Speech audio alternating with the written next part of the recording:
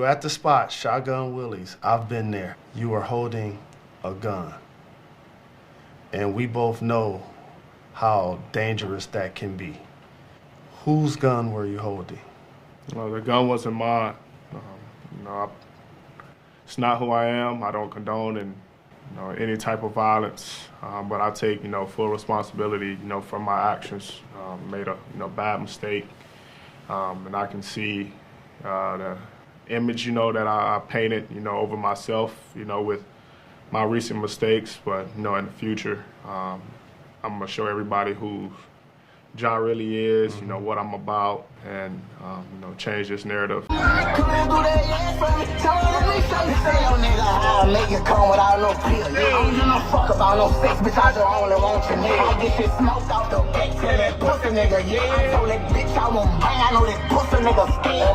One gun, two gun, three gun, four.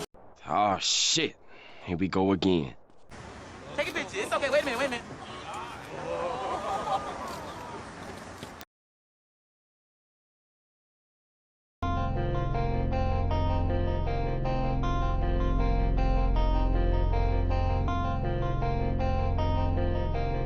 This is a Silk exclusive.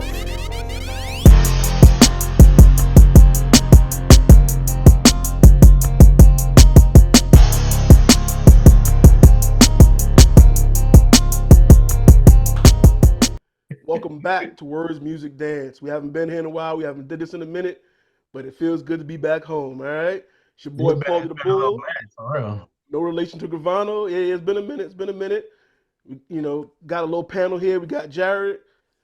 We got Rel. We got Waykme. And we're gonna talk about some things. It's been a while. I think we gotta, we'll have a good conversation right now. Shout out to everybody listening. Shout out to everybody watching, you know what I'm saying? Sorry, it's been a while, you know what I'm saying? But, the channel gave you some other content as well. We've been doing a lot of movie reviews. We've been giving you that. Shout out to Jared. He was holding it down last year with the football, every week, on Homie Picks, you know what I'm saying? So the content kept rocking, you know what I'm saying? If that wasn't your cup of tea and y'all liked our long form discussions, well, here we have it, you know what I'm saying? It'll be streaming on all the platforms, all the audio DSPs, YouTube, but as always, A2021Vision.com is the home for whatever you're looking for, the merchandise, the audio, the video, everything right there. Like I said, fellas, welcome back. It's been a minute. Before we get into the main topic, I had a quick topic that I wanted to talk about. This is gonna be a sports-centric conversation, but not really. So it's gonna be we talk about a couple of sports athletes, but we're gonna have some real world conversation about them. And one of the things that that we kind of missed during the hiatus a little bit was when the Milwaukee Bucks got eliminated. No shade, but I am wearing my Bulls hat. Giannis Antetokounmpo, was asked by an interviewer. I'm curious for you. Do you view this season as a failure? Oh my God. Okay, because I'm not that up. You asked me the same question last year, Eric. Okay. Do you get a promotion every year on your job? No, right? So every year you work is a failure. Yes or no? No. Every year you work towards something, towards a goal, right? Which is to get a promotion, to be able to take care of your family, to be able, provide a house for them or take care of your parents. You work towards a goal. It's not a failure. It's steps to success, And if you've never, I don't want to make it personal. So there's always steps to it, Michael Jordan played 15 years, won 6 championships. The other 9 years was a failure? That's what you're telling me. There's no failure in sports. There's good days, bad days. Some days you are able to be successful, some days you're not. Some days it's your turn, some days it's not your turn. And that's what sports is about. You don't always win. Some other people's going to win. And this year, somebody else is going to win. Simple as that. We're going to come back next year, try to be better, try to build good habits, try to play better, not have a 10-day stretch with playing bad basketball. And hopefully we can win a championship.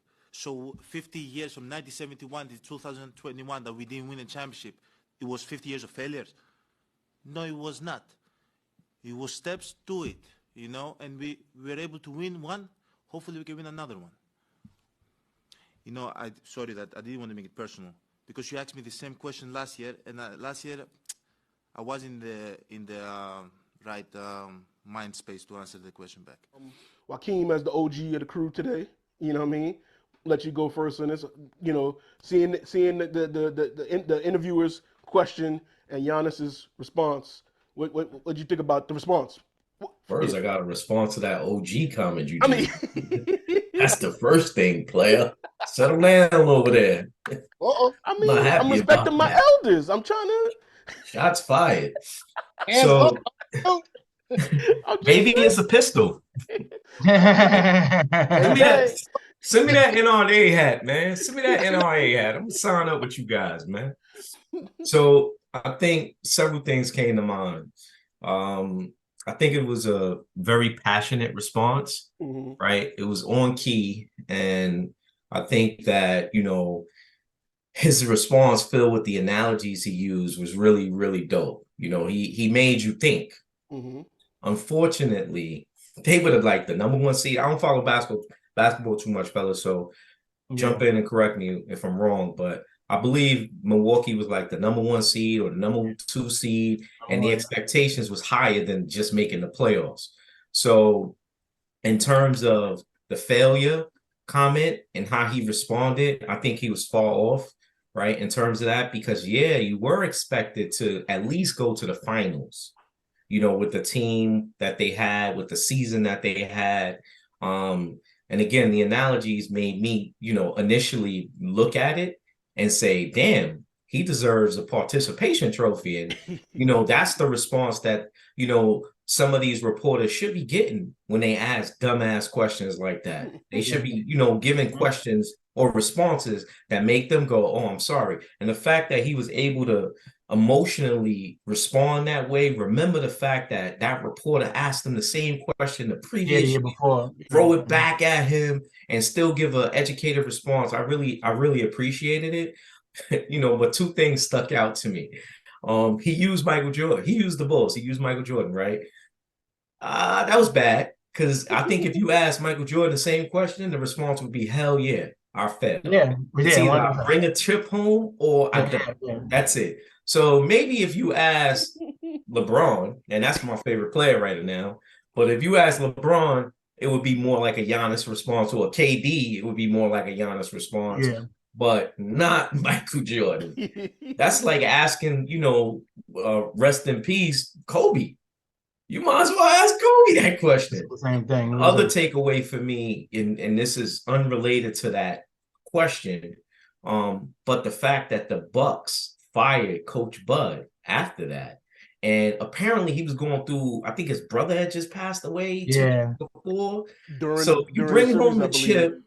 You bring home the chip. I think, you know, the GM and the organization is at fault for allowing him to coach, knowing the mental state he was in. You know, I think that's the bigger picture. But in this society where you win or you get fired, you know, immediately, in that, you know, in that realm, it's you know, it is what it is. You know, so that's pretty much. And then he mentioned something about 50 years, 50 years, you got to take steps.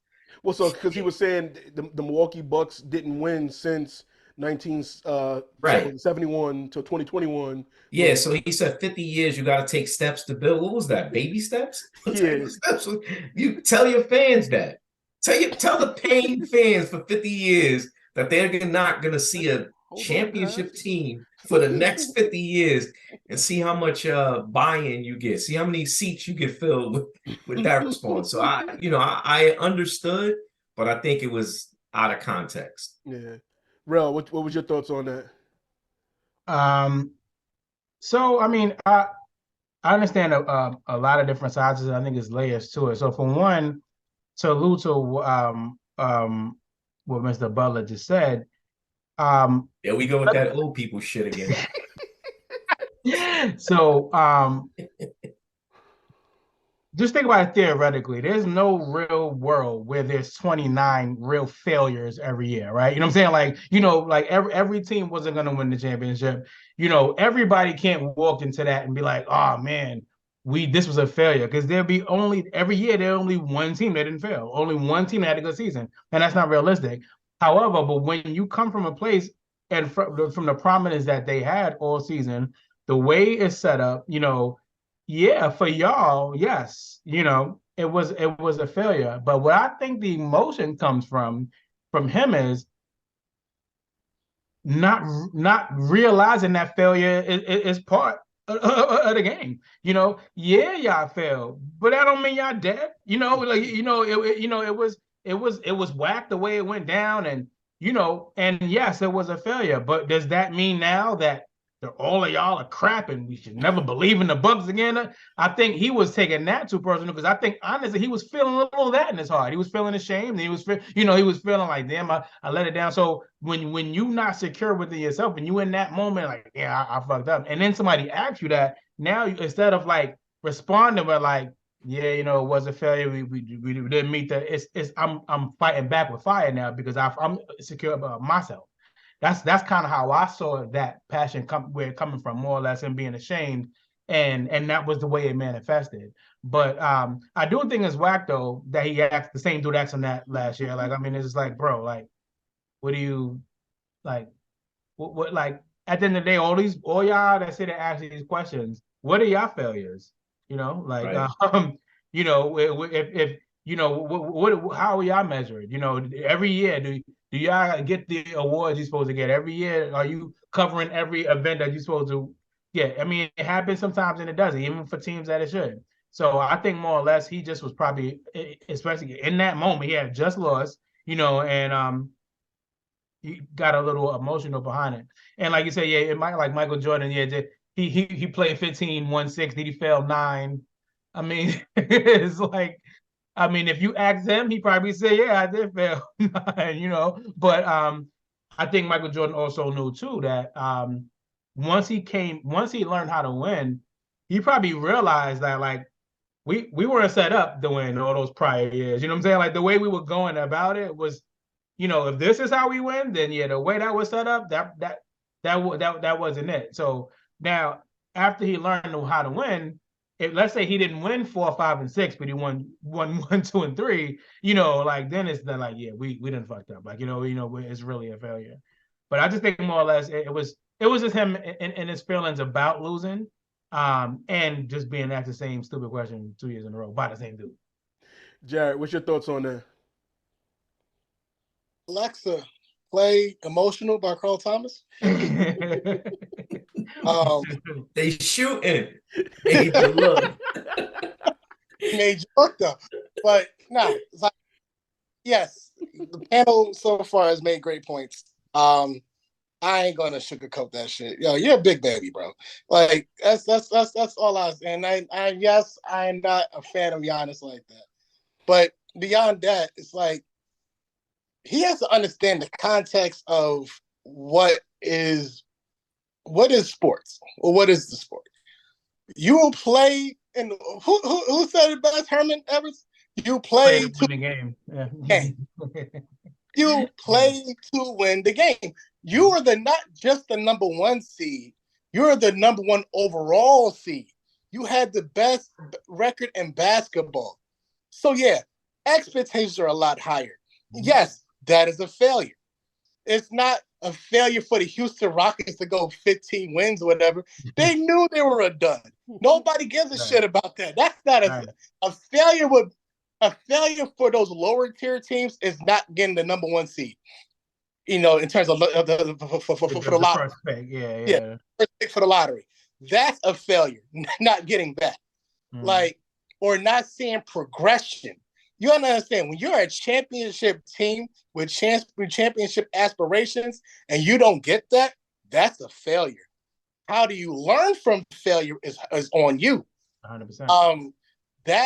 So him being emotional, yeah, I get it. He was in the moment. And then I love how he said, I don't want to get personal. Nigga, you were personal. Yeah, you were taking it OD personal, bro. You were personal. Like, if I was that reporter, I'd have pulled the strap out too. Like, bro, I'm doing my job. You may not like how I'm doing my job, but I'm doing my job. I need to ask you, because if I don't ask you that question, guarantees somebody else in that room is going to ask you the same question. Was this season a failure, being that you, the number 1 seed overall, did not even get past the second round, get past the first round? You couldn't even get 2 games. Well, they got 2 games in. That's it.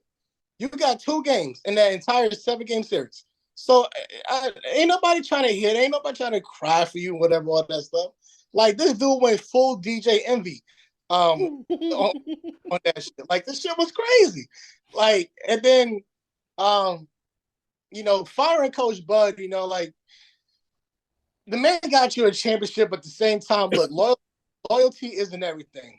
Because Toronto did the same shit twice. Toronto had 2 Coach of the Year coaches and then fired them right there. Like, Nick Nurse got y'all a championship, got fired. And, like, you know, you have to understand the expectations of what your team really is. Like, you're not winning a championship with Toronto. So I don't know what Toronto's aspirations really were in that. Maybe they felt they looked bad against Chicago. But at the same time, you were at home and you blew that. So, you know, like, I don't know how you fire him. Doc Rivers getting fired, I can understand that. He's had multiple seasons of failures. You know, like, how Elton Brand kept his job is ridiculous after all these years. But that's not here nor there. But still, and when it comes to the Bucks, you know, it's like, after you won the championship, y'all have been on the pedestal. So yeah, you have to understand what failure is. Yes, Jordan has failed in his career. He hasn't failed often, but when he started to learn how to get this shit together, yeah, he went on a monster run. He never lost in the finals, never went to game 7. He did what he had to do. Like, that's what a champion does. That's what somebody who believes in himself does. Giannis was crying all for Kobe, you know, when, you know, and then he'll quote Kobe and all this stuff. Nigga, Kobe would have looked at him like, word. Like, Kobe would have looked at him with that stone face like, that's not a failure. Kobe's favorite words was job not done. So if the job wasn't done, that's gonna be a failure to him. Right. So like he trying to like skate past the whole thing, trying to pass the buck off to somebody else because he's emotional in his feelings, and then, you know, want to make people, you know, want to make people feel bad for him and stuff like that. Hey, get that shit out of here. Like, bro, you failed. Get over it. Come back next year and work from there. That's what it is. I think, though, you know, part of it is the context, right? You know, you mentioned a couple things in your response. It's how you phrase that question, right? And the fact that he asked him the same question 2 years in a row, you know, I think that part of that played into why Giannis responded the way he did. And, you know, personality plays a large part, right? I guarantee no reporter would ask a Jordan that same question, right? Like that, you know, phrase it the way he did. He might phrase it differently. Oh, yeah, you know, you know, the phrasing, hey, you know, is this season a failure? But I think the phrasing right? is specific. Is this season a failure? Right. Again, right? But to my recollection, I don't recall, you know, any of the other elite superstars. Like, can you imagine someone asking Barkley that question? Can you imagine someone? I mean, I'd have to go through. I don't think that's a common like question. that. And again, it's all on the phrasing of the question, how it's received. Maybe Giannis, and he proved it. He's emotional. He proved that he's emotional, and that's why the dude went at him the way he did. I think it would have been phrased differently. You know, it's similar to us when we size a person up. You think about what you're going to say to that person before you say it. You know, this person sized Giannis up and he knew what he wanted to say. But I don't think he would have said that same question verbatim to a Barkley, to a Kobe, to a Mike Jordan. It's he didn't ask him, is your career a failure? Are you I did. So again, wait. Hold on. He asked him, is this season would you consider this season a failure? But we're talking about someone that's emotional. Any other way. I don't think we're talking so we're talking about someone that's very emotional. His response was emotional. But you've also said that that's the league today.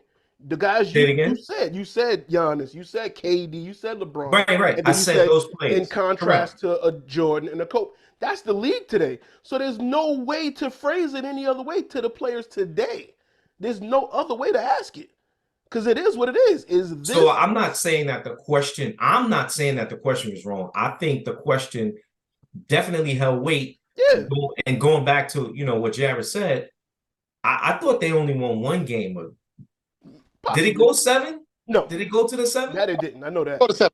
Yeah. It did, right? So that adds more credence to that question, right? You're the number one. See, I didn't know they was overall number one. I didn't know all of that, right? But the reality is, if you're the number one overall team with the best record in the league, and you get beat in the first round, and you don't even win 3 games, right?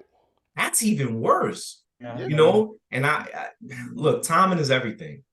Dude was emotional, like we all said. He was emotional. His response was emotional. Yeah. So I just don't. I think it was more behind the scenes with that particular interviewer, right, or reporter. I don't think it was more to it. He was I think, definitely mad. Like you said earlier, I think it's the league today. I think it's the players today, because we've seen agree. LeBron walk out of interviews. We've seen players like have these type of response. We've seen this often. So I don't think the report. I think like Jared said, the reporter was doing his job, and like Rel said, it's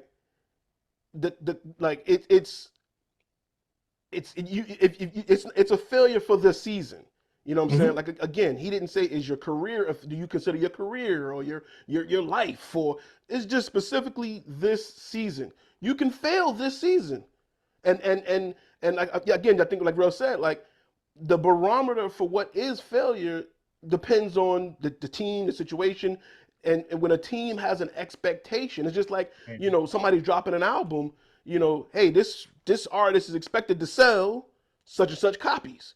Oh, they didn't. That's a flop. We call it a flop. Right. But if someone that's low key sells just as many, oh, that's a success. So the scale, it varies. So when you're the number one seed, when you just won a couple seasons ago, top player, you one of the faces of the league, there's an expectation that y'all got bumped in the first round. It's a failure. It's a failure. They got bumped in 5? They won one game. They won one game. Wow. This season, the 2022-23 season is a failure. And what's interesting too is, I think if you did back, let's say in the late 90s, if you was asking like Pat Ewing these questions, Charles Malone these questions, Reggie Miller, Karl Malone, all of them, even though they probably would have been a little perturbed and had an attitude, but they would have told you this season. Like, they would have been like, this is not what was supposed to happen. This is, this they wouldn't have been happy about it, but they would have said, they wouldn't have been like, well, what do you, a few years ago, Mike lost it. Did he fail then? Like, they would never would have said, especially because all of them was losing to him at the time. So that would have been even crazier. But I think they would have took that on the chin a little more for us. You know what I'm saying? Like, they just like, you know what? I'm a man up, because I was in a position to do something great, and I've been dominant. Like, the Bucks was killing the Bucks, and they are right now still a very good team. So the way from what was set up, what was going to be ahead of you, really theoretically, from the way you had played all season. I know the playoffs are different, but the only team really that played y'all that tough, you should have had a real issue with, was Boston. Y'all should have been pretty much just walking through cats until y'all had to face them. And then you faced the 8th seed, the seed that barely got in. Right. Had to play 2 to get in. Right. And then they come in and beat y'all like it. It didn't even look tough for them. Right. So you got to internalize that. You got to say, we fell short. This was a failure. It was. And it's okay. Fast forward, right? Mm-hmm. Fast forward. You just mentioned, the 8th seed. They beat you guys, and they beat them convincingly. Mm-hmm. But they also beat the Knicks convincingly. Now they're beating up on Boston convincingly. They are, 100%. Right? So, again, I'm not that much into basketball, so I'm throwing it at the panel. Paul, if you don't mind.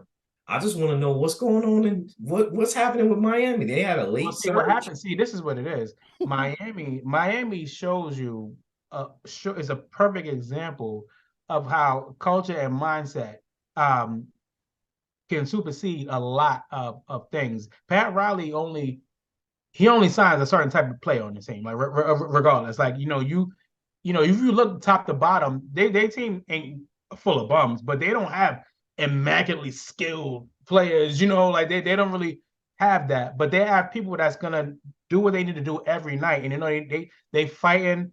They're playing smart. You don't have to worry about, is anybody gonna miss the assignment? Is this one taking a night off? They're gonna make a game of it every night, and then their attitude toward the game is, we're going all out. We're not, there's nothing that we're not doing. We're going to do everything it takes to win. So to beat them, if you don't have their mentality, your advantage and talent has to be massive to overcome that. And when they started against Milwaukee, Giannis wasn't there. Giannis being played to like game 3, I think. So now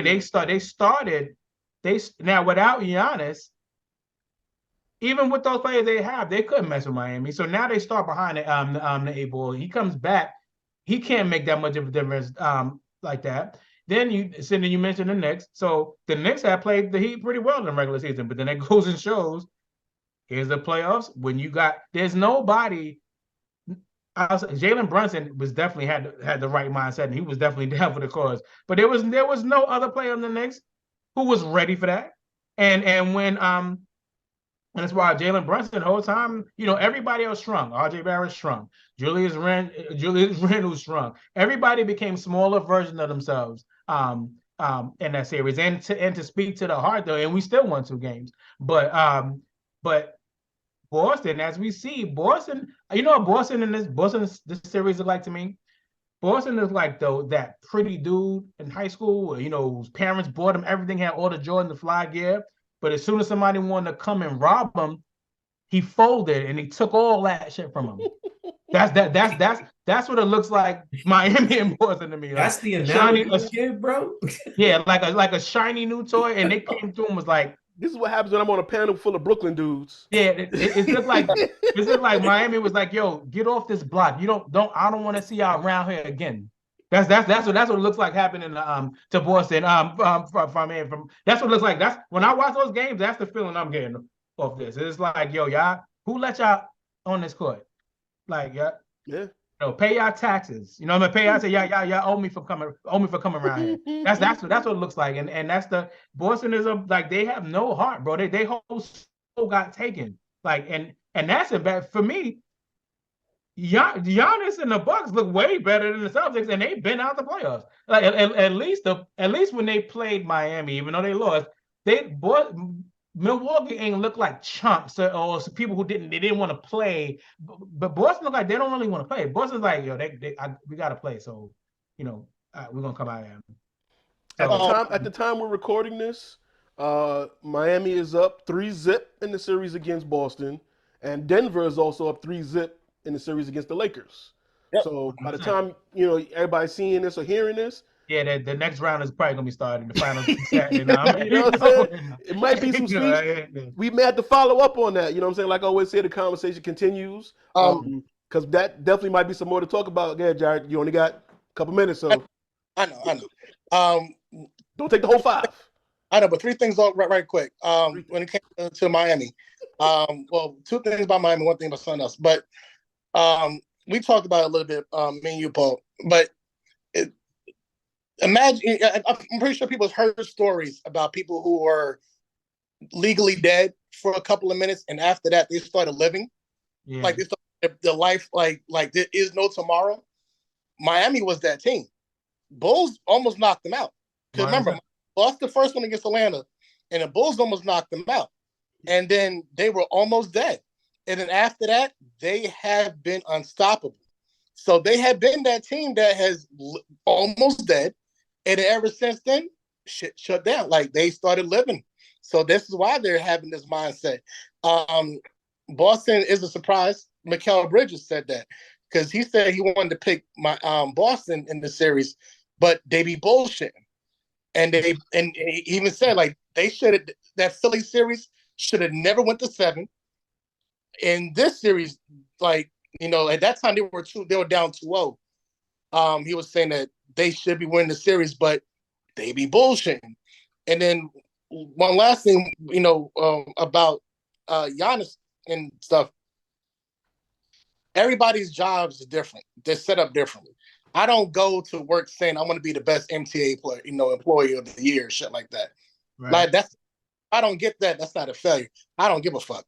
My job is just to come in, do my job, get paid, go home. That is it. That's most people's expectation. People want to go for the gold, go for the awards, go for the company, trips and shit like that. That's on them. But if you have that mindset to do that and you don't get that, that is a failure. For that reporter, I'm pretty sure he doesn't want to. I'm pretty sure his thing is, I'm just trying to go to work. I'm trying to feed my family. And as long as I'm doing that, I'm successful. If I'm not getting top writer of the year, real quick to your point, you know what's success for that reporter? Getting a soundbite from. I'm about to say getting that from that's why you something to go viral. Yeah, right. Yeah. That's success for him. So he's successful. You know what I'm saying? You hear his voice you heard it. That the next day you heard his voice all day on SportsCenter. All day long. So that interview wasn't a failure for him because he had a viral clip. And they're gonna say so and so from the such and such times or whatever the you know what I'm saying. So now he's known as the guy who asked Giannis this 2 years in a row and got Giannis to be emotional. Success. I won. You know what I'm saying? And that's his barometer of success. You know what I'm saying? So he won. In that meeting between them two, and that's what reporters are there to do. That's why there's Marshawn Lynch's and Rasheed Wallace's and things that have those moments. Yeah. They know that win, lose, or draw, right after the game, there's microphones in your face. Yeah. You know what I'm saying? Right after. They also do it. The coaches are getting interviewed during the games. You guys are down by 30. What are you going to do to change that? Exactly. What's going on? You know what I'm saying? I love Greg Popovich and them be like, we're going to score more points. We're going to try to score some more points. Like, to give you because that's the thing. And those reporters, especially nowadays with the internet and 24-hour news cycle of sports with ESPN and stuff, it's about clickbait. It's about going viral. It's about the sound bites and things that's going to continue. Who got the reaction out of the player. That's what it's for, and they know because that's why they do it right after the game. Oh, you're emotional, you're happy. That moment when Kevin Garnett said anything's possible. You know what I'm saying? There was somebody right there with the microphone. You know what I'm saying? Sideline reporters, post-game reporters, so on and so forth. So have players mic'd up. You have players mic'd up, so you can hear like when they come back from commercial break, you hear like the in-game chat. So everybody has a mic. Exactly. Like Waykme has said at one point, I think it's been said numerous times, the players today, a little more emotional. And again, I mean, emotion isn't a bad thing. It's not always, there's nothing wrong with that. I just think, Giannis got to understand this season, every season, there is a goal for every season. You know what I'm saying? Your career would have a bigger picture goal, but for the specific, that's why I said specifically for the season, is a failure, dog. Take the L. You know what I'm saying? We grew up in an era where you fought, you took an L, you dust yourself off. All right, but I fought though. Yeah. You know what I'm saying? And you can learn from the failure. You can learn from the L, and you can come back. And that's what happened. Moving on though, you know what I'm saying? The main topic of the day, conversation that I thought about us having, back in February, March. But then it kind of went away. It died. I was like, all right, you know what? We're going to talk about it. But fortunately. Oh, shit. Here we go again. Talking about Ja Morant. He was just suspended 8 games from the NBA back in March. I said then that I didn't think he was going to get suspended at all. They tried not to because there was multiple incidents. But it was the one where he was in the club, had the gun, or the one where he had threatened a kid, or was the one when his mom was beefing with a security guard in the mall and she calls him, he come with the goons, or was it the one when so on and so forth? the NBA finally had to do something. Gave him a little slap on the wrist, 8-game suspension. Don't know if it was non-paid, but I think it was, unpaid. Give the money to some charity or something cool. He came back. He sat down, interviewed Jalen Rose, told Jalen, Well, the gun wasn't mine. It's not who I am. I don't condone any type of violence, but I take, full responsibility, for my actions. That was March. We in May. He did it again. His mans is on IG Live. They in the car vibing. You know what I'm saying? It's what they do. Listen, they young, got money. He 24, 25, 20, something like that. Got a little Bentley joint. They in the car rocking out. His mans are showing him, we hanging out. But Josh said, hold on a second, hold on. You know what I'm saying? And his mans were smart enough to go like, whoa. Because I seen the internet, people was like, yo, the problem is his homeboy, da-da-da. No, his homeboy saw the gun and immediately put the phone away. Yeah. You know what I'm saying? Mm-hmm. So before we deep dive into the discussion, I just want to take care of the low-hanging fruit. As you can see by Jared's shirt and his hat, the NRA is a real thing. It's in our all constitutional right to have a gun. We all can have a gun. The issue isn't that he has a gun. So that's been the big narrative on the internet. The issue isn't that he has the gun. Not at all. The issue is a few issues, obviously, and we're gonna come at it from different angles. Like I said, I just want to get the low-hanging fruit out of the way. One, and Jared can speak to that, having the hat, being a member, all that good stuff. Having a gun is one thing, but there's also gun etiquette.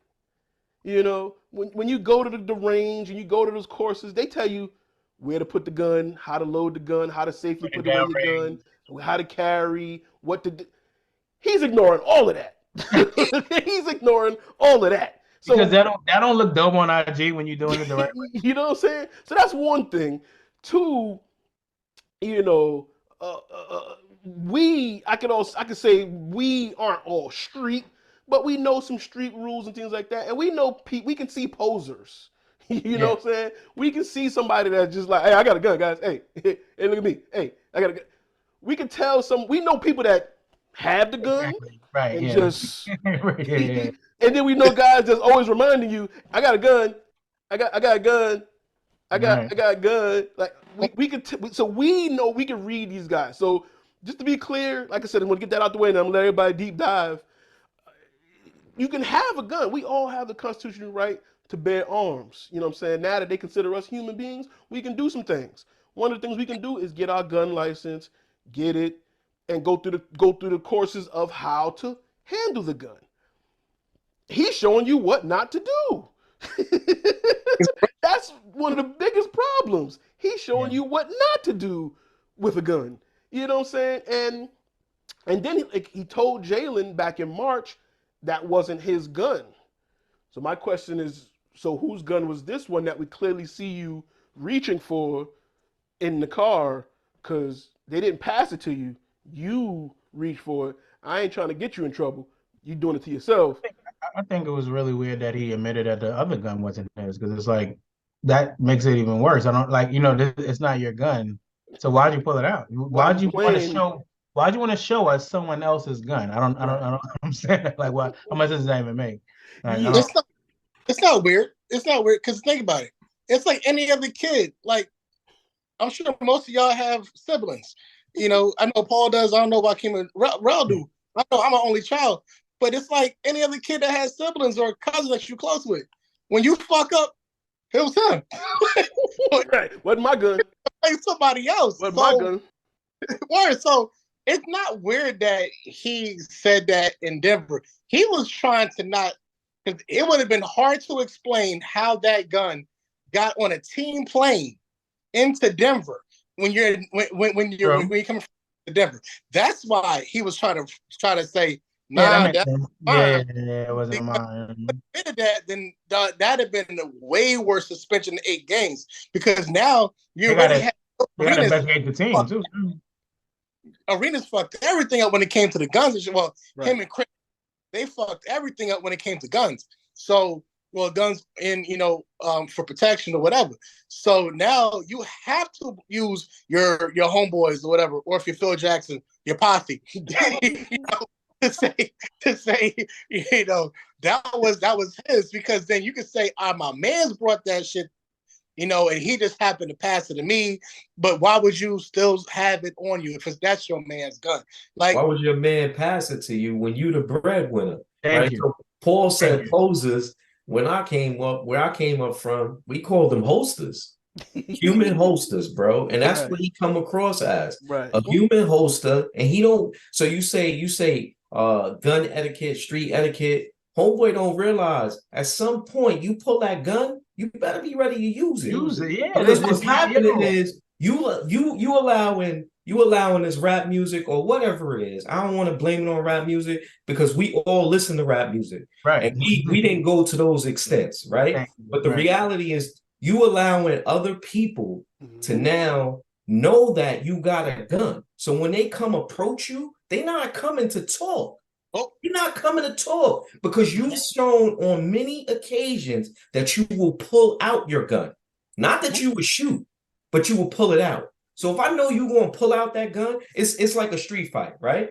We all grew up, well, in our era, we grew up, you had to fight. You wasn't pulling guns as much, right? You ain't running up on a dude that's knocking niggas out. Right. You're not running up on him to talk. You're not running up on a dude with a gun and you got a knife. You're not doing that. And that's what he's doing. He's showing people, yeah, I got a gun. This is cool. All right, so when them boys come to rob you, what you think they doing? They gonna have, right. What you think they doing, They bro? gonna be ready to shoot. They gonna do. And then you gonna fold. So you need to stop acting like you tough, homie. Play your cards right. And yo, Floyd Mayweather, he knocking 99.9% of the people that would approach him, he'll probably knock out. Every time I see this dude, he got like 10 bodyguards. 10 paid bodyguards. Yo, bro, that don't make you a chump, bro. But what makes you a chump is being an imposter. That makes you a chump, homie. And you gonna live you're gonna live a life that you can't live. Go play that basketball that your pops taught you how to play and that you being successful at. Go do that, my man. Just everybody just need to be who they are, bro. Like be yourself. But don't, like, everybody ain't tough. Everybody don't have to do. You need to be who you are. And the thing is, it's apparent that you're not that. You're not fooling nobody. Like, it's nobody that now seen Ja with hammers and we thinking like, yo, like, right. I ain't gonna foul him too hard because right. like there's no one now who believes you. Like, like nobody believes anything different than we thought before. It's not like we seen like, oh, now we know what time it is. Like it's not believable. Right. Unlike the football player, right, for the Patriots, Hernandez, where people realized he was about that life. Yeah. You know what I'm saying? He was really about that life, and he was thugging people on the football field too. Like, don't touch me, bruh, or I'm gonna see you after this. Right. You know what I'm saying? Yo, to your point, nobody looking at Ja on the court or off the court saying, yeah, I'm not gonna foul him this game. Nah, bruh. Come on, man. You've been given a blessing. Thank you. So we talk about people that they remind us of, right? You mentioned that, Gerald. You mentioned the Celtics looking like dudes fresh to death, right? Mm-hmm. That's what Ja looked like to me. Ja looked like that dude that he not only looked like it based on what the clip, the bio Paul sent me that I knew nothing about. Homeboy, he was raised with two parents in the household. Two parents in the household. All right. So Ja is definitely that dude that grew up in the neighborhood, wanted to be down so bad, didn't have to, wanted to sell drugs, didn't have to, wanted to be in the gang, didn't have to. And that's now what he emulating right now. And it's sad because he got everything going for him. And slowly but surely, he is just losing everything, not because of his friends, because of himself and the choices he's making. Mm-hmm. And I'm not blaming it on age. I'm sorry. At 23, at some point, when you make a mistake, you own it, you take accountability for it, but then you make the same mistake? Nah. There's another word for that. There's another word in the dictionary for that. And it's not, him not knowing. Come on, man. What's the definition of insanity? John Morant. Like that's the shit that was pissing about JJ Redick. You I was gonna know, bring that up. he's talking about he's 23. He has. I'm like, nigga, so fucking what? He had multiple instances. That's why they're punishing him. It's not because he's young and stupid. It's because he is stupid. Right. And being young, like you're fucking your money up. Like you, like they say that, oh yeah, I went to this nice school, but I still lived in a poor neighborhood. So fucking what? Yeah. You had an opportunity. You had opportunity. Your parents bust their ass for that opportunity for you to go to that school. Don't matter if you were the, cool, the kid who went to a private school. I really want to do the whole Eminem shit. Yeah, don't do that. like, nobody cares about that. Like, bro, you made it into the league. You have to understand that not everybody can do that. There are niggas in Rucker and fucking West 4th, the Cage or shit, who nasty like you. And can't make it. Because like actual real gun, like legal gun owners. There are people who are illegal gun owners because why? They fucked up opportunities in their life. Therefore, they can't legally obtain those methods to do that. So you have to seek illegal methods. Like, bro, you have to understand the context of what you're doing. It's not, and at 23, you have the weight of the world on your shoulders. I get it. You're supposed to be a role model. You have a shoe line. You have all these people who are pushing you to go so high, but take accountability yourself. Like, why are you still doing this young, dumb shit? Like, I almost kind of miss the days where dumb kids used to hold money up to the money phone. I kind of miss that dumbass era. Because now you're just pulling out guns on freaking YouTube or IG and shit like that, and that's brandishing. Like, that's law number one. That's brandishing. You do not brandish a weapon. I don't care if you're legal firearm or illegal, definitely not legal. You don't brandish a fucking firearm. Not online, nothing like that. Like, you're a total dumbass, like, for that shit. I'm glad you brought up JJ Redick, because that was actually one of my bullet points. Because white people like to say that black people bring the race card into it. But JJ Redick actually used the race card in this instance by saying, because he's being treated this way because he's black. If it was a white kid, and then the internet ran with that narrative, and they started posting pictures of Chris Kaman. They found a picture of Larry Bird back in the 80s wearing full fatigue with a sniper rifle going like duck hunting. And it's like, you see, he had a gun. You know what I'm saying? Different context. The narrative reach, right? The narrative reach is so blatant, and it's like, again, I say again, the low-hanging fruit. No one is saying he's wrong for having a gun. Right? Yeah. We hope he has paperwork for the gun, because he told us last time it wasn't his gun. Now you have it again. You keep holding a gun, you might want to get some paperwork with it. It seemed like he upgraded this time too. This gun looked bigger than him. I think we're missing something. Everyone's trying to make it a race thing, like, oh, he's being targeted. And I remember Carmelo Anthony did an interview, and he was saying like, oh, the internet is the Fed. the NBA is the feds. Yeah. And, he realized then it's like, well, the NBA don't have to do too much when you're incriminating yourself. Yeah. Neither do the feds. They didn't need to do any surveillance. There was no stakeout. They're just waiting.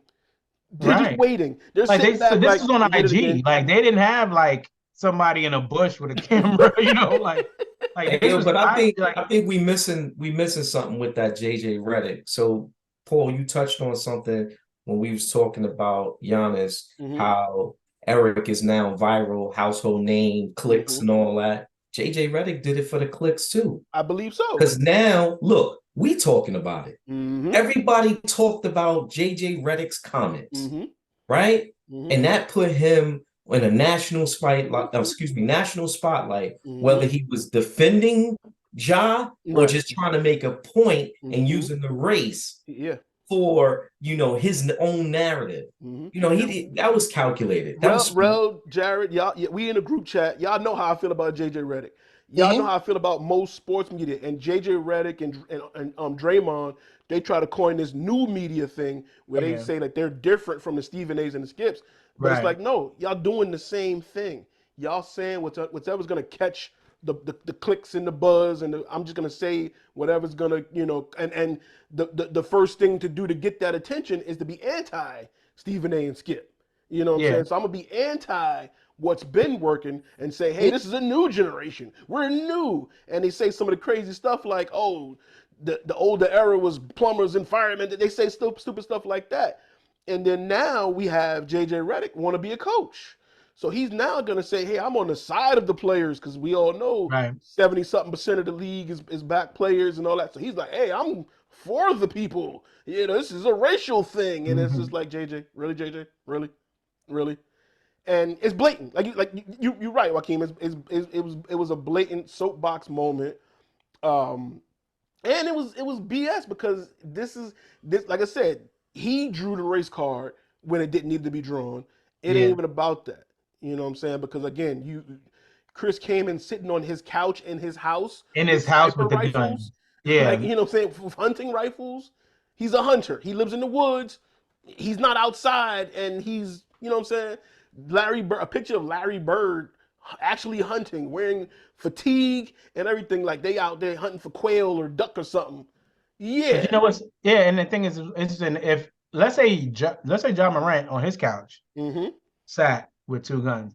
I think it would be silly to say that wouldn't be perceived differently than it was for Chris Kaman. It wouldn't be received the way this stupid shit on the IG Live would. But it depends on the type of gun. Can we agree it depends on the type of gun? Type of gun matters. Well, right? I'm saying even if you took the same gun, you took the guns out of Chris Kaman's hands and you put them in Ja's hands, and Ja had every right to have them guns in his house.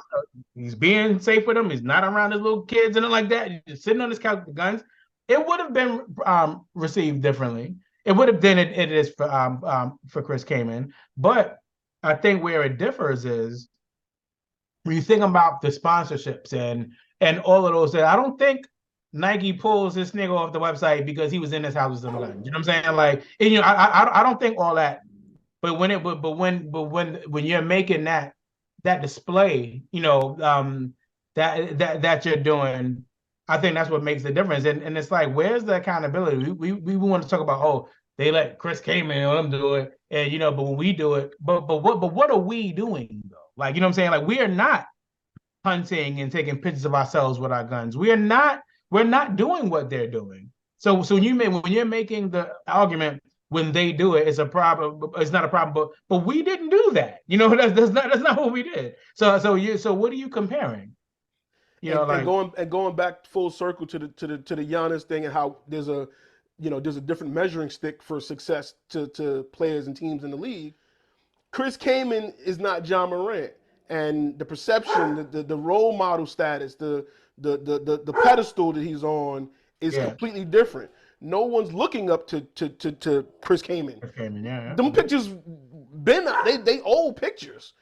They didn't matter because nobody was checking Chris Kaman's Instagram or whatever. Everybody that saw those pictures, that was the first time they saw those pictures. Yeah, so I'm not buying the Air Kamans. You know what I'm saying? My kid doesn't want to wear a Chris Kaman jersey. You know what I'm saying? Right, so you have to accept this, and hey, it's the price of fame. You know what I'm saying? It comes with it. It's unfortunately it's a byproduct. It's it's the part that whack, but it's whack, but it's real. It comes with the celebrity and the status and that. And to go back to like the point of growing up and stuff, it's like, we think about Derrick Rose grew up in Chicago, right in the heart of all that. His brothers made a point to protect him from that once they realized you have a skill, talent, and an ability to get away from this, to get out of this, and take some of us with you. We're going to keep you from that. You know what I'm saying? And that's where I want to think about too, and not to get personal, but like Waykme said, Ja has both his parents in his household. You know what I mean? And one of the incidents literally took place with his mother, causing a scene at the Foot Locker, threatening the security guard, and then calling her son to come handle that. And it's awkward that she didn't call her husband to come handle that. You know what I mean? She called her son, who's a celebrity, who's famous and has something to lose in a situation. and she's out of Foot Locker. Your son has a Nike contract. What are you getting that he couldn't just get? Right, yeah, You know what I yeah. mean? That's one thing. That's even the minor part of it. But to me, like I said, what stood out the most was you're a woman, you feel mistreated or whatever with the security You can't guard. call him. You call your son. You can't call him. And it's like that's a behavior of like a single parent mom. That's a behavior of someone that's like, good. They call mama's boys, whatever. I forgot the term, mom like that don't respect her husband. The husband's son, you know what I'm saying? When he takes that role of that, and it's like, the father is there, and you didn't even call him. You called your son and put him in a predicament that's detrimental to his career and your life, because he is the breadwinner. And that stood out to me. And again, I don't want to get personal. I don't want to say, his mom is wild. But no. But I mean, but I also feel, see, the thing is too, let's say she did call her husband. That would have been noteworthy as well. The people would have recognized him and all that. But at the end of the day, it still wouldn't have been Ja. Then it would have been Ja's parents caused disturbance at Foot Locker, the case may be, and then he would have got some questions about it, whatever. But it would have been like, whatever, that wasn't him. You know what I'm saying? But we seen LeBron tell his mom to sit the F down. You know what I'm saying? Like, my parents is bugging. Yo, they do. Yo, I'm over here. I'm reporting for practice, coach. Right. I think she, again, I don't want to talk ill of her or whatever. And she, that's her judgment too. Everybody makes poor judgment calls and stuff like that. So this is, like you said, in no way to be like, this woman is bugging or nothing. But I think in that moment, she has to realize, like maybe that can't be my first call. Like, I get it too. Like, if you don't have nobody, that's why you said it goes back to maybe a single mother's like mentality. Like, if you don't got nobody to call, like, then maybe it's a little unavoidable, but then maybe you can call like his agent or someone, call somebody like somebody to bring, like whatever. But you got to realize that like now you bringing them, and you don't know what these dudes are gonna do once he's there. You know what I'm saying? Like you don't know what's gonna happen, and it's something that could have been 100% avoided. Like you didn't have to make that phone call, but you did. He showed up with 9 of his friends. And then why you don't send them 9 and just chill, like, yo, like, because like I know any y'all got close homeboys and they mother tell y'all they in something, like my homeboys are gonna, you know what I'm saying? They're not gonna, they're gonna be like, well, Real ain't come, so you know what I'm saying? So like, so like you got, if you would have told all 9 of them, like, yo, I need you to hold my mom's down, whatever. I'm gonna look crazy out there at all. They're gonna be they're gonna be like, yo, we out. But but see, again, he gotta be in the I can't fault him for that one though. His mom's raised him. No. You know what I'm saying? Again, but that's why I'm saying, like, but to that, so that's why you don't call him. You know what I'm saying? Like, I'm agreeing with you on that. I'm agreeing. She got to do a better job at diffusing situations. Don't call your husband. Don't call nobody. Don't call the agent. I mean, if you calling the agent, you giving the agent a heads up of what might be in the media. That's all. So the agent could get a publicist and put a real good spin on it. But she got to do a better job. She was. I don't know if she graduated, but she played ball in college. So she went to college, so she's educated.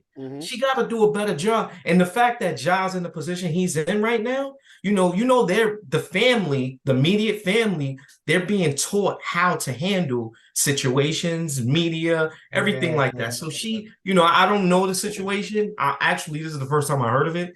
So, I'm definitely, not understanding why she would make a phone call to her son, knowing that he like pulling out guns. You know what I'm saying? So what happens if he get to that spot, he pull out a gun and one of them dudes body him? Mom, 2 people just died. She devastated. 2 people just died. Mom died and Ja died that day. Right? So she got to do a better job. And I can't speak to that. I do want to touch on Ja, but I want to make sure everybody go around the horn. Yeah, I mean, Jared, what you got? So I forgot who made the point, but I think Rel made that point about Ja having to step back and be like, I can't do that because it's not put me in the light. That actually requires something that he doesn't have, which is self-awareness, because he clearly has zero. He has tremendous speed, tremendous on the court vision, but he has terrible off the court vision because he lacks so much self awareness to understand the shit that he does. Yeah, it's not illegal to own a weapon. How you handle it is a different thing. Yes, I can see the idea that if Ja is sitting on his couch and there's a gun in the picture, people are going to perceive it a certain way. However, you're out in the street. You're out, whether you're in the club or you're in the car, you're out in public space. And that's the part that people are seeing more than anything else. You're out in the public, like it doesn't matter where. You're not in the privacy of your home. Plus, I don't understand the idea to publicize that you have a firearm outside in the street as a celebrity. Or as anybody, but especially as a celebrity. Like, why do you need to show people that I got a gun? You know, granted, Tennessee, the state of Tennessee is a constitutional carry state, so you don't need a permit to have a license, but you still gotta if you're still buying a weapon, you still gotta go through the whole paperwork of doing that.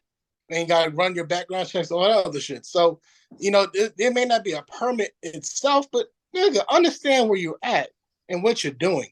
Like, you know, I think Paul told me that I was hosting a group the other day that Nike stopped selling his shoes now. Yeah. So it's like you don't understand the shit that you're doing. Like, fuck the basketball. Well, no, not fuck the basketball career, but your endorsement money is you're about to look like money. You about to look like Tiger Woods pretty soon. Remember, after Tiger had his downfall, people stopped fucking with him. Mm-hmm. He lost all his shit, you know, and he had to have a comeback story. And that was cheating on a white bitch. A white woman. White woman. My bad. We just had Mother's Day. My bad. And that was cheating on a white woman, and he lost everything. Like, dude, you're shooting yourself in the foot. No pun intended. But Plaxico Burress didn't shoot his foot, but yeah. He did. He shot his leg. His leg. He shot his thigh or something like the that. thigh, yeah. So, but he's doing it to him, like he's really doing it to himself. I feel like, and everybody else has said that, not just this panel, but other people in media, those people around you, they ain't for you. Like, the people you consider your friends, and at 23 going on 24,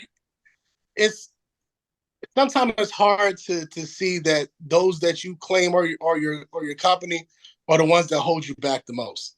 And I felt like that until I saw his man hide the IG when he pulled the gun out. He's aware. His own man is smarter than him. He's the only person.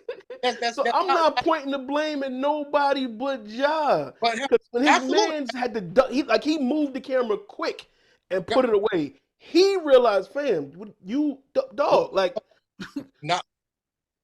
Are you not learning? Like, do you not see? You ain't messing up my gravy train. I'm riding shotgun. I'm tailgating with you. Like, don't mess this up for us. Like him, he's a friend because he has understanding. I'm not trying to fuck up the money. Right. You are, like, for his mom to do that. Like, what are you doing in general to have this kind of commotion at a Foot Locker? Like, when your son works with Nike. Exactly. What do you get them shipped? You can get the new releases before they release, bro. All the colorways. I'm very sure he has connections. If you want a Reeboks, if you want a Yeezy, I'm very sure he has connections to get at somebody. You don't need, like, he has no business being in a Foot Locker. In the league, who have deals from New Balance, Reebok, Nike. You have plenty of other people you can go through than to get into an argument. So that kind of tells me that, and remember, that's what I want to say. I'm pretty sure if T. Morant pops up in the Foot Locker to defuse the situation, they're first going to think it's Usher. And then they're going to realize that it's T. Morant. But, then, you got to understand, like, T. Morant acts like a fucking fool, too. He does. And his acting like a fool. So honestly, I feel like the apple ain't falling too far from the tree. They have, and I don't really. And T. Morant looks young. I haven't seen Ja's Ma. So I'm kind of feeling like they're a young they're a young family. They're So mid 40s. They're in their mid 40s. Yeah, but they're young. They're stupid. They have like a mind that probably ain't grow themselves. So they know, like they thinking that he's their breadwinner. He's going to carry us to this. But y'all have to act a certain way too. Remember, T had a couple skirmishes, at Memphis games, and he had to get told to calm down. That shit between him and Shannon Sharp was dumb as hell. And I blame Shannon. Yeah, I blame Shannon. We can't act like Shannon was a part of that either. So wrong, but that was for me. That was the TV. That was for TV. I ain't even jacking that. Like, to me, like I said, I don't want to just go in on his parents like that because I don't know them personally. Aside from the little bit of information. However, yes, I would say that the home is very important. And if I had to put some blame, I'm putting a lot of blame on Ja. I'm putting a little bit of blame on his family. And I'm not even blaming his mans in them that much, because the one dude that was riding shotgun, he made a move to me that was, genius. You know what I'm saying? And again, when he said before that wasn't my gun, we know he was lying. So I can't blame his friends. It don't even seem like it's a friend thing. It's like Waykme said in the very beginning, he lived in a good life, but outside the window, it looked fun to be a thug. I want to be a thug too. Let me hold a gun. Oh, I got money now. I got a gun. Like, that's on him. Like, that was. Yeah, that's why there's that stark difference between, like you said, like the Derrick Rose situation versus his. Where like Derrick Rose is growing up in the trenches. Like he look everywhere he look around him is just that. So you need a shield from that, because I mean, as much as they say everybody has a choice, when you grow up there, it don't really look like much of a choice. You know what I'm saying? Like, everybody who you see from what we see is successful, that this is the way they getting it. Like we see in the people that work all day and they look like bums. They were, they working hard, but what do they have? But so that life is really appealing. So it's fortunate for Derrick Rose that he has those people covering him. Like, nah, like I know that look nice, but you special, bro. We can't, Now when we have Ja, he's coming. He's like, I'm not saying that Ja came with a silver spoon and he's grew up in Beverly Hills and like that, but but he had the structure where he didn't have to do all that. Like, what I'm saying? Like that's not necessary. And here you are trying to perpetrate that. That's why at first when I was seeing it, I was like, yeah, that's fucked up that he'll have the guidance. But it was like, okay, what happened the first time? You getting all this backlash to the point they sitting you down on TV in front of Jalen Rose, and and Jalen Rose could empathize because he was a knucklehead. You know what I'm saying? Like who had people similar to Derrick Rose. So it's like, okay, well, like he's out there, he's fucking with niggas, meeching all of them. You know what I'm saying? And like it's he's lucky that he didn't fall into that. But so now they all this is on you now. You sitting there, you on TV now, talking to this dude who's kind of been through it, trying to give you some game, all this, and then you just let a couple months pass, and here you go again. Like, so at that point, it's like, bro, like, what's good? And you want to talk about how things are mentally and all that, and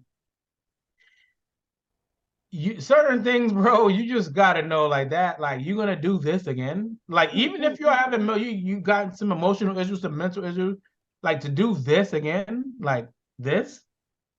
I don't know, man. All right. So Waykme, you was holding on to something. You had something in the clip you wanted to shoot. So yeah, this morning Paul sent me a clip, a YouTube video.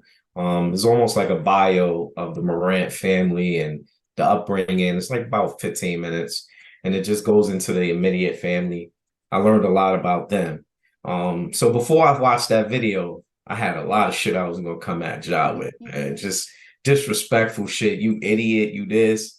But that put me in a different mindset, mainly because apparently I knew nothing. I felt the same way about T, and I still do to some degree. He's like a fan instead of being a dad to some degree, right? But then I watched that video, and he made a lot of sacrifices.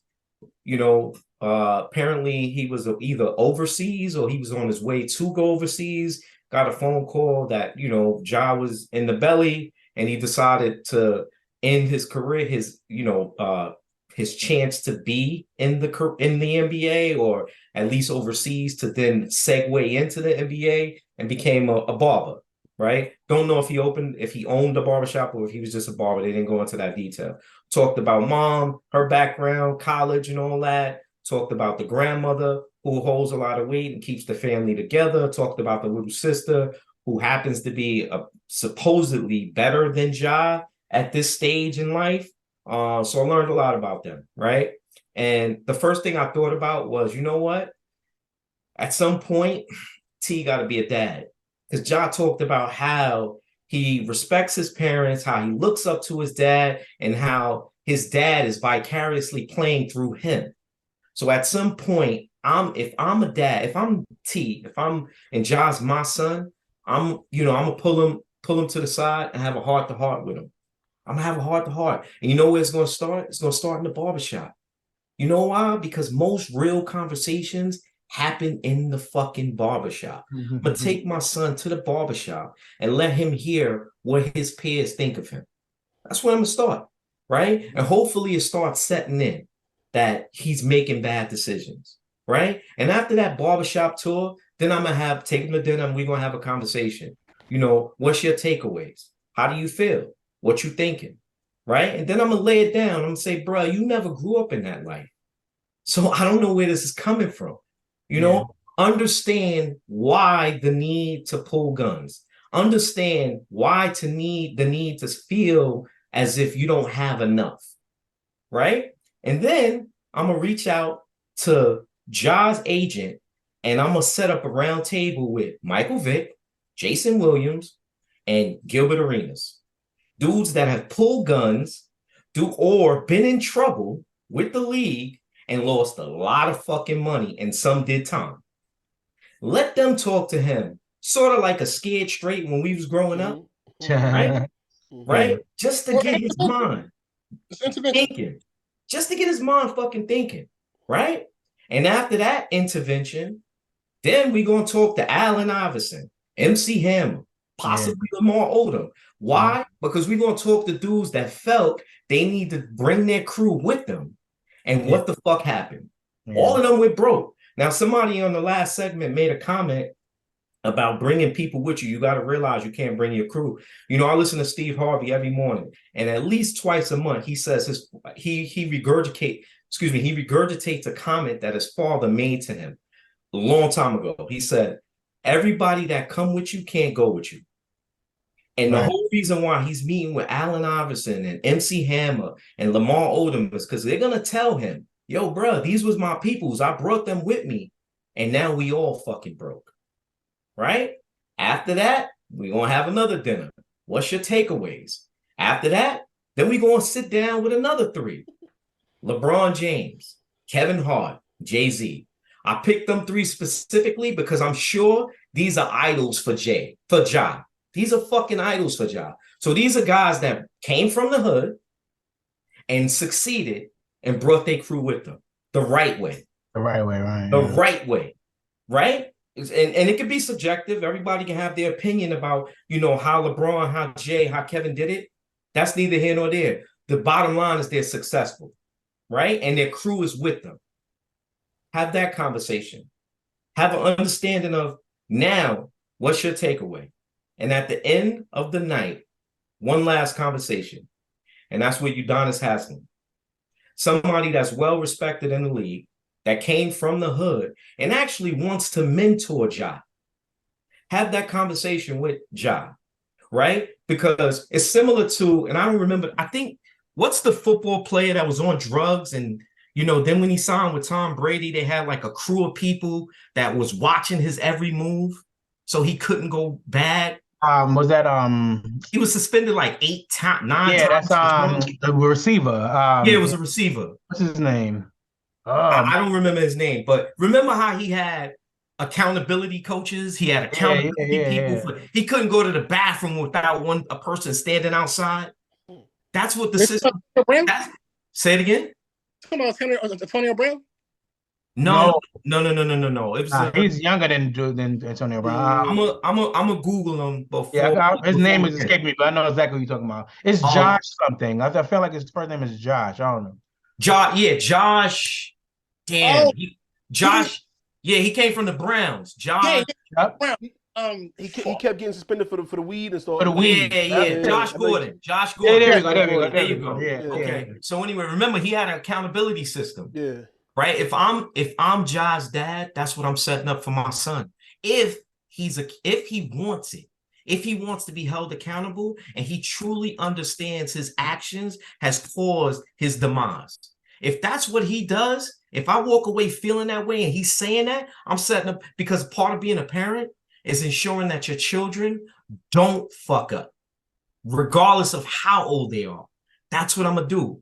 But I'm only doing that if my son want to go straight, not if he want to continue going down that path, then I gotta separate myself from the fandom, right? Because sitting at every game, courtside, chanting and happy and being hollering and all that, that's only promoting that bad behavior. Mm-hmm.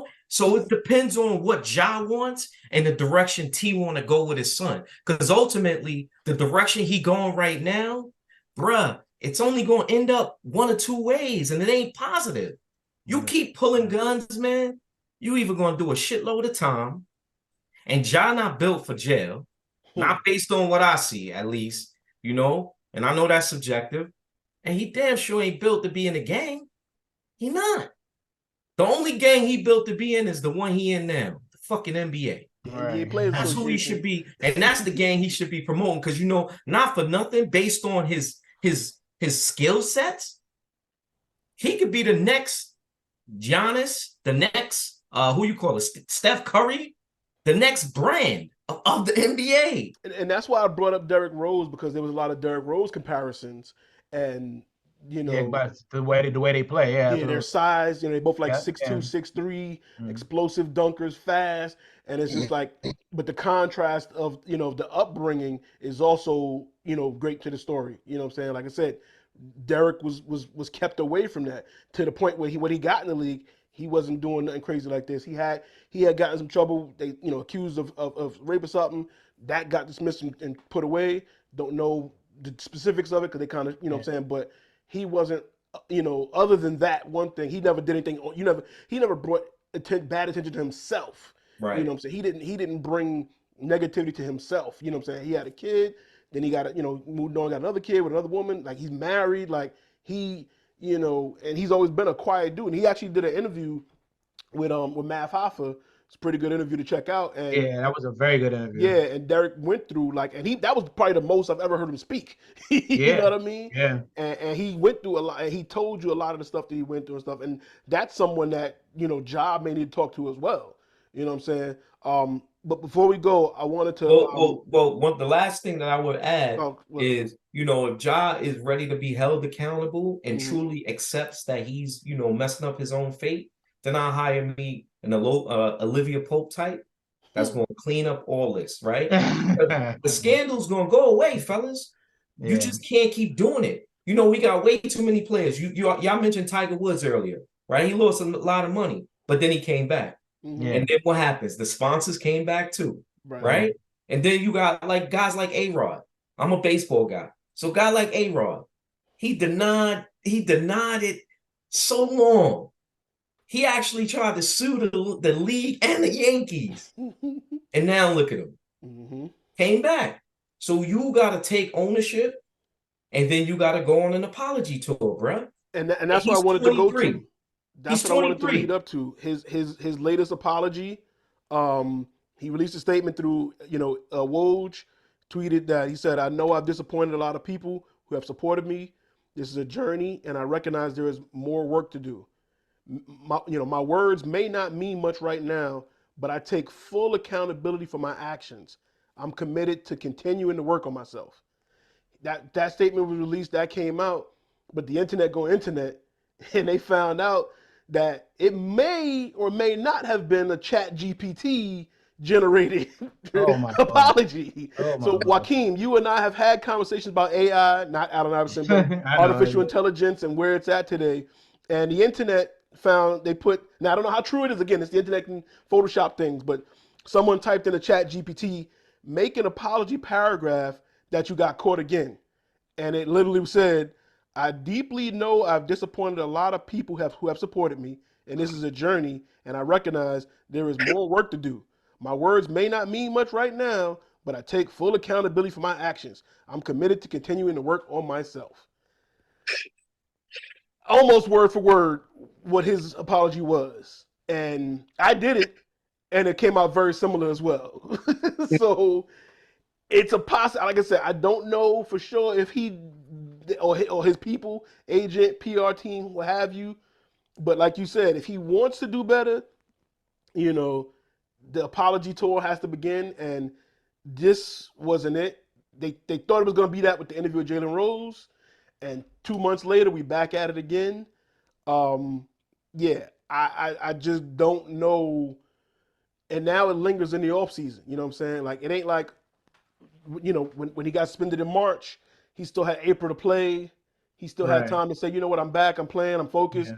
But the off season, it's going to just hang over him. And coming full circle to the Giannis interview, you know, Giannis and his team got beat. They can go. It's only going to be that. Hey, you know, maybe next year, so forth. But the Grizzlies, this lingers over that team, and specifically Ja. You know, will they even suspend him further? Right now he's suspended again.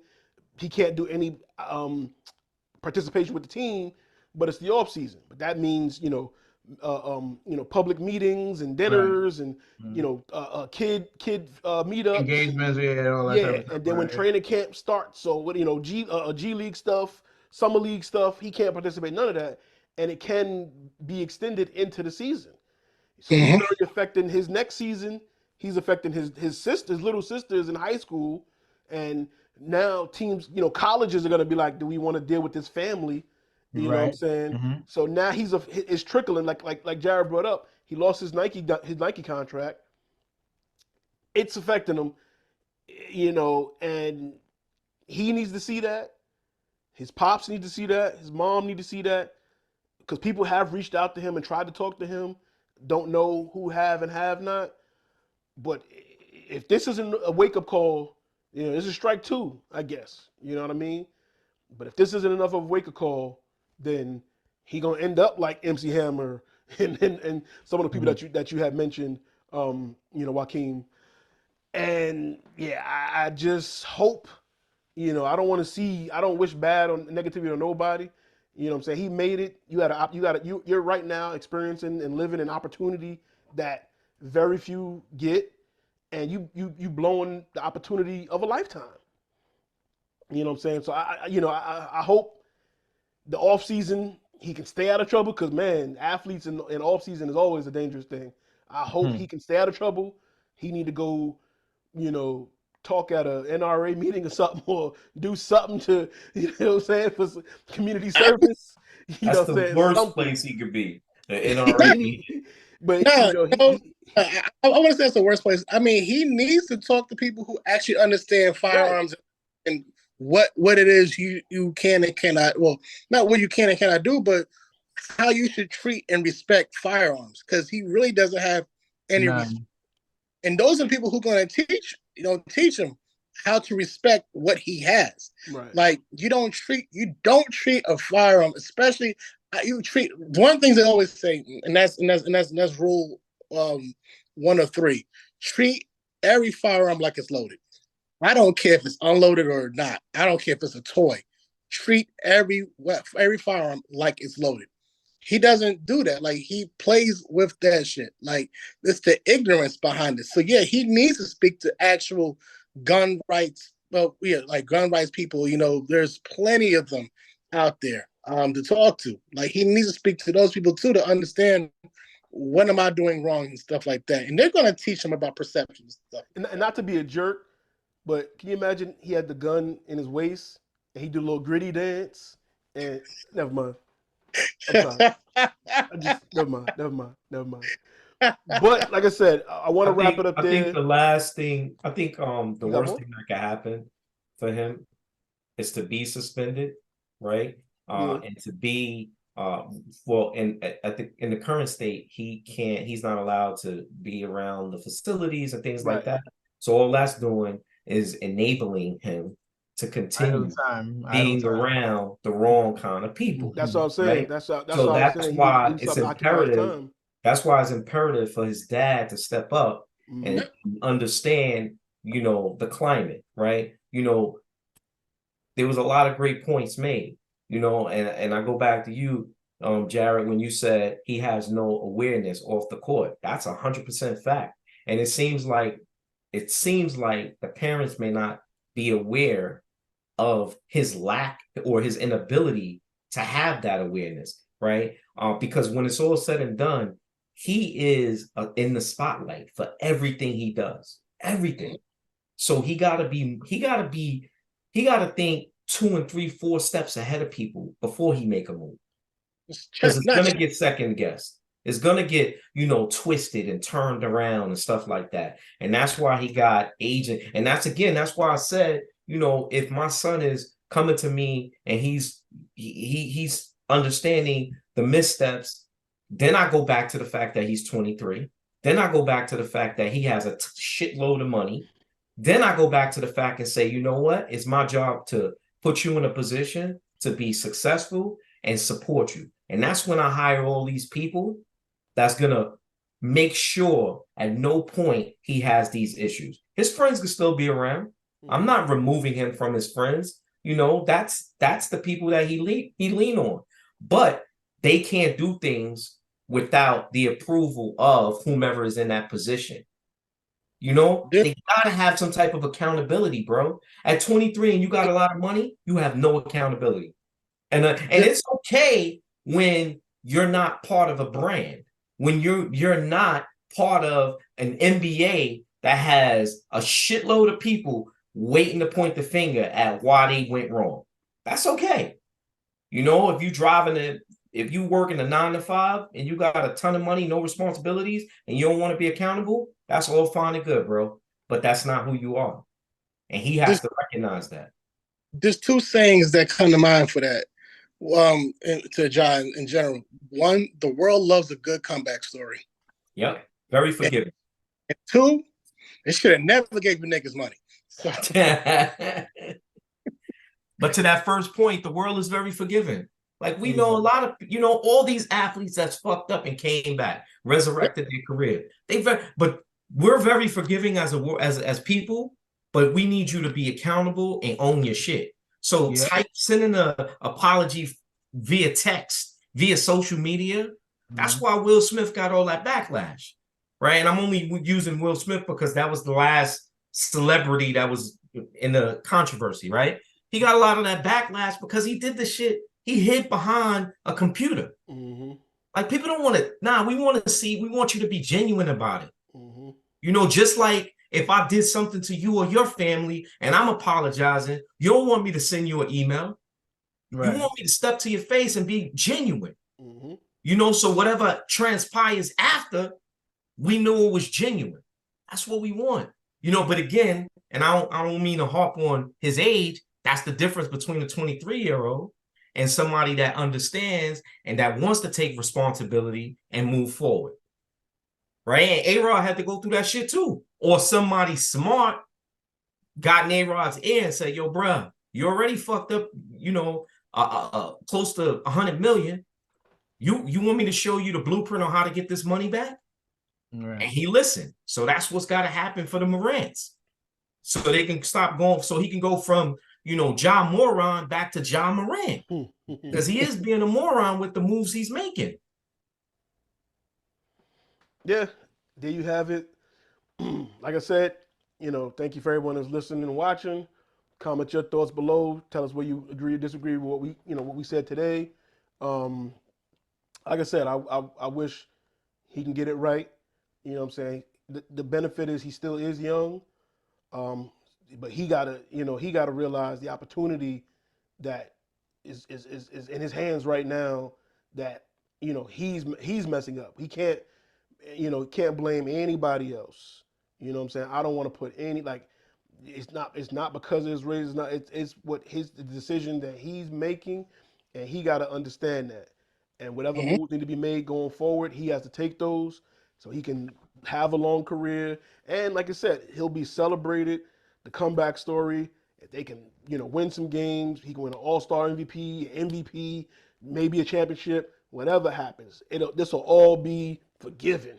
You know what I'm saying? If he can just get right, get focused, stick to the game, and just be about that. You know what I'm saying? And this is, unfortunately, this is where a lot of players miss Kobe. You know what I'm saying? Because a lot of the players like Ja's age, Kobe was their guy. You know what I'm saying? And him being around, and he was being more vocal and being more communicative with players.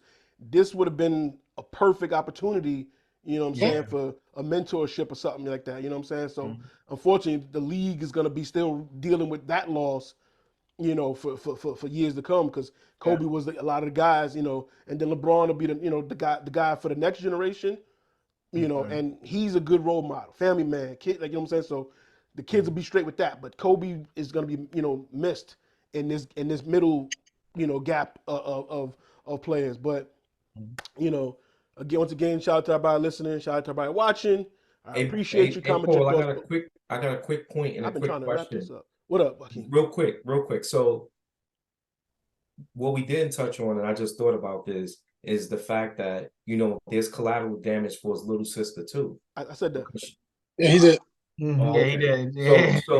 So the question I want to ask then is, to that point you was making, Paul, about senior leadership, do you guys feel if he was either on a team, or excuse me, if the team decided to trade for an older player, veteran player that could provide some leadership, or if Ja got traded to a team where it was a supporting cast of veterans and it was a senior coach, like a Greg Pop, right? Would that enhance his career or help him make better decisions? I think it would definitely help making decisions. I think enhancing his career would determine on the output on the floor. But as far as like, because it's funny you brought up Udonis Haslem, because I was having a conversation about this, and was talking about like how that whole team, Memphis, is full of young dudes with no respect, like young, full of them. Like they look at these players that came before them, and it's like whatever. And then, they talented players. They know they can get out there and do their thing, so they feel like y'all can't tell us nothing. But they don't also realize that y'all don't know nothing. You know what I'm saying? Like, and rightfully so, y'all are young. You know what I'm saying? But they're not willing to take that tutelage. So I was saying, like, this would never. I don't think a lot of this doesn't happen if Ja is drafted by Miami. You know what I'm saying? Like, I don't see Udonis Haslem watching this and not pulling them to the side, like, bro, what the fuck? Like, we don't do this here, bro. Like, what you like, what you thought this is? Like, you know what I'm saying? And so I think I think there's no way they trade him, but if they were to sign somebody, because they Iguodala came on the team and they all clowned him, and they showed him no respect. So I don't know what putting a vet on that team is going to do, because they all feel they know everything anyway. But if he were to go somewhere, I hope it would be with somebody who's could really play that mentorship role for him. I'm glad you mentioned go ahead, Jared, go ahead. No, I was gonna say, because right quick, I was gonna say, like, I don't remember if it was that clown Dylan Brooks. I think it was that clown Dylan Brooks who said the comment about these older players, like when Melo was saying that, I wish that I was on that team to mentor. They said all these older dudes, all they're trying to do is just show they still got it. They're not really trying to come here to mentor with stuff like that. So they ain't got no respect for an older group of people. Like, they just care about their shit. So, and that's what I was going to go into, because we've seen it happen with the Minnesota Timberwolves and Jimmy Butler. Yeah. You know what I'm saying? Yeah. So again, full circle to where we at right now with the culture and Jimmy Butler and what he's doing with Miami and all that stuff. Minnesota had that. Tom Thibodeau was the coach. He's over here with the Knicks, bringing a culture. Got them in the playoffs making some noise. Jimmy got Miami in the playoffs making some noise. And the Timberwolves, he making no noise. And we've seen it firsthand what a mindset, a mentality, a culture can be brought from a player, and that will to win, and saying, yo, if you just listen, or you just like rock with me and follow this coach. I used to play with this coach. He saying I like his philosophies, I got this mentality. Work out with me. We're going to the gym. Let's go on the mo. And you have somebody on the team to do that.